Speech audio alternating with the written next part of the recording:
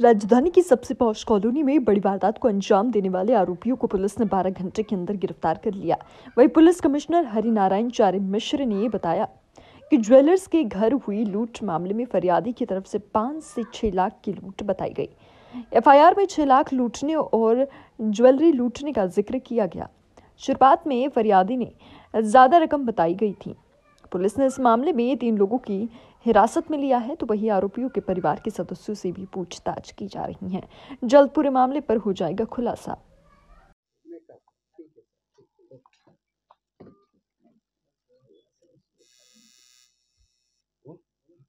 कोई आएगा नहीं माइक वैसे भी अरे वो खिंच रही है। चलो शुरू कर सर। एक सेकंड सर। ठीक है रखी तरह रोल करें सर। ये पूरा मामला क्या है जो लूट का रात? कल हबीबगंज थाना क्षेत्र में एक शिकायत आई थी और वह एक सनसनीखेज मामला सामने आया था, जिसमें एक व्यक्ति ने शिकायत की कि लगभग उनसे 1 करोड़ से ज़्यादा की रकम घर में आकर के कुछ 3 लोगों ने छीन लिए थे। इस पूरे मामले को पुलिस ने काफ़ी गंभीरता से लिया। रात में ही अलग अलग कई टीमें लगाई गई और अंततः रात में 2 घंटे के अंदर जितने भी आरोपी थे, इसमें 3 आरोपियों के होने की सूचना थी। तीनों आरोपियों को पुलिस ने पकड़ लिया। उसमें स्थानीय तौर पर एक गार्ड की भी, जो स्थानीय गार्ड थी, उसकी भी भूमिका उल्लेखनीय रही। बाद में पुलिस ने जानकारियों के आधार पर और भी जो 2 आरोपी थे पकड़े। रकम जो पूरी गई थी, पूरी रकम को पुलिस ने जब्त किया। हालांकि उन्होंने घबराहट में रकम ज़्यादा बता दी थी।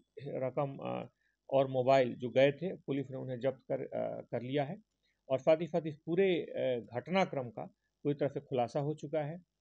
अब पुलिस इस कड़ी में पीछे की जो कड़ी हो सकती है या इसके पीछे जो व्यक्ति जुड़ा हो सकता है, उसकी भी पुलिस तफ्तीश कर रही है, क्योंकि अचानक किसी के घर में पैसा आने के साथ ही तत्काल किसी का खासतौर पे इन अपराधियों का उस घर में पहुंचना और उस कमरे में अचानक पहुंचना, यह थी कि उनके पास एक सटीक सूचना थी उस पूरे घटनाक्रम की।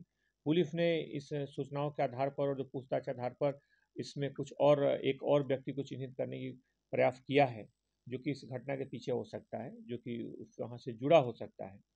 बहरहाल पुलिस ने इस पूरे सनसनीखेज घटनाक्रम का कुछ ही घंटों में पूरी तरह से पर्दाफाश कर दिया। इसमें रकम पूरी जब्त कर ली गई, आरोपियों को गिरफ्तार कर लिया गया। इसमें पूरी टीम को 30,000 रुपये के पुरस्कार से पुरस्कृत भी किया गया है। सर घर में शादी थी, कुछ टाइम बाद शादी थी, पैसा पूरा जमीन बेच के घर में था। घर के मेहमान भी आए हुए रुके हुए हैं। क्या लगता है कि घर का ही कोई आदमी नहीं इस तरह का प्लान? इसमें एक प्रेमा फेसी प्रथम दृष्टया एक ऐसे व्यक्ति की उसमें सूचना देने तक भूमिका सामने आ रही है, जिसको इन सारे बातों की जानकारी थी।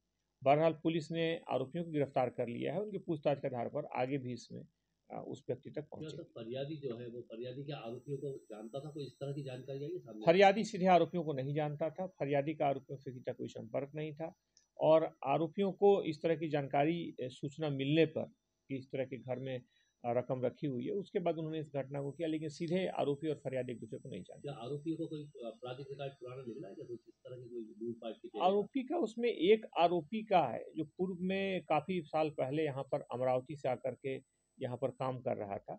उसका लगभग 10 साल पहले का कुछ एक आपराधिक रिकॉर्ड है, लेकिन वर्तमान में कोई आपराधिक रिकॉर्ड नहीं है। इन्होंने तत्कालिक तौर पर ही ये इस तरह का प्लान तैयार किया और उसको करने की कोशिश की। बहरहाल सतर्कता से, सजगता से और पुलिस की तत्परता से लगातार इस घटनाक्रम में इसके सारे पहलू लगभग सुलझा लिए गए हैं और आरोपी जो है तीनों गिरफ्तार हो चुके हैं। इसमें जो सिक्योरिटी गार्ड की भूमिका क्या रही है?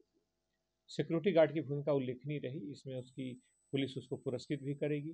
तत्कालिक सक्रियता से उसमें एक आरोपी तक पहुंचने में पुलिस को सफलता मिली और उसके बाद फिर आगे की कड़ियाँ खुलती है। कितना सर इसमें पैसा बरामद किया है? पैसा को बाद में उन्होंने जब शुरुआती दौर में उन्होंने घबराहट में रकम ज़्यादा बता दी थी, लेकिन बाद में जब इसको उन्होंने अपने जो भी उनके पास हिसाब या रिकॉर्ड रहा होगा, उन्होंने जब मिलाया तो ये रकम 6 लाख के आसपास की पाई गई और 6 लाख का उन्होंने एफआईआर भी लिखवाया और पुलिस ने पूरी रकम जब्त भी कर लिया है। सर इसमें ऐसा तो नहीं फरियादी कुछ छुपाना चाहता हो, 1 करोड़ की रकम बताकर या इनकम टैक्स वगैरह कुछ इस तरह की कोई जानकारी आई है? नहीं, इसमें प्रथम दृष्टया जो जानकारी आई गई उनको दोबारा चूंकि आरोपी भी पकड़ लिए गए, उसमें आरोपियों से पूछताछ भी हुआ और फरियादी के द्वारा भी उसमें अपने जो भी उनके पास जो रिकॉर्ड या जो भी रकम रही होगी उसको मिलाने के बाद उनके द्वारा बताया गया कि यह रकम 6 लाख के आसपास है। बाद में जब अपराधियों से पूछताछ हुई और उसके रकम जब्त हुई तो भी उस बात की पुष्टि हुई। उनका कहना ये था खास तौर पर इसमें जो शिकायत हुई थी और जो आरोपियों से जब्त हुई दोनों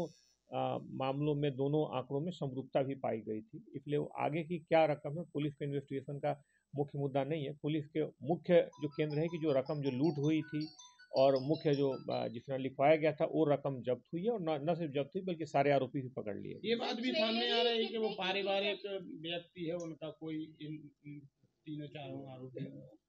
पारिवारिक व्यक्ति से महत्वपूर्ण है कि उस व्यक्ति को घर के बारे में जानकारियां थी और कहीं ना कहीं इस तरह के जब मामले होते हैं और बिल्कुल आरोपी सटीक सूचना के आधार पर कार्रवाई करते हैं तो इसमें निश्चित तौर पे घर का ही कोई व्यक्ति जुड़ा हो सकता है जिसको सारी चीज़ों की बारीक जानकारी रहती है।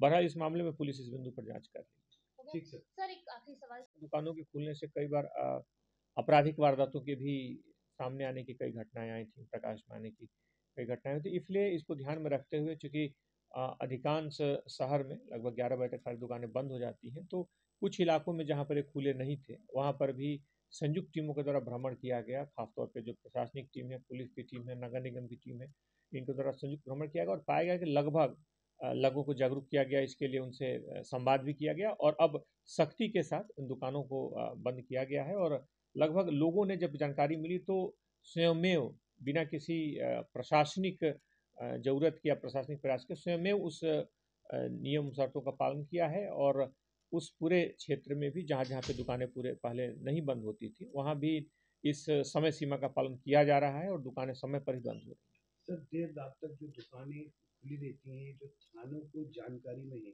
अगर उसके बाद भी वो दुकानें खुली हुई पाई जाती हैं तो थाने के ऊपर कर्मचारियों के ऊपर किसी तरह की कोई कार्रवाई की जाएगी सर?